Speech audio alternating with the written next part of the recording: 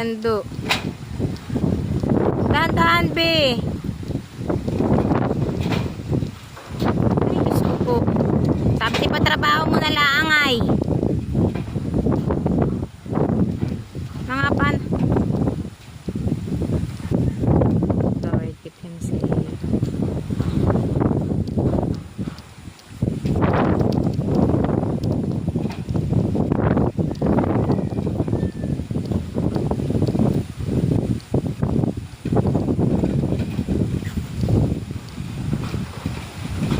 Ba mga tamaan ka pa na yan. Patrabaho mo na lang.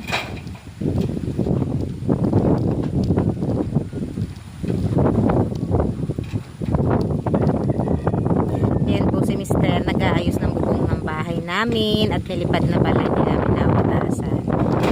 Kaya na pa daw parang madaling araw yan. Narinig nung kasama namin sa bahay.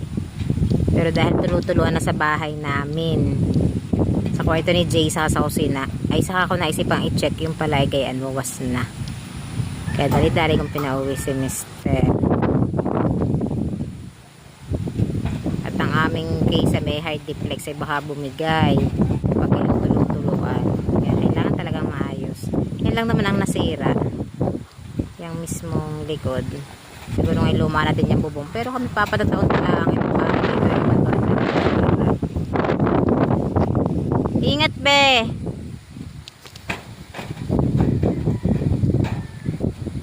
Dahil nga yan, likod bahay namin yan. Dahil nga siguro kami ay ayan, wawas na wawas. Wala talagang sasalo ng hangin. Ay lakas ng hangin kagabi. Tapos yung dulong yan sa sahan na yan, yan ay dagat na din sa may ano.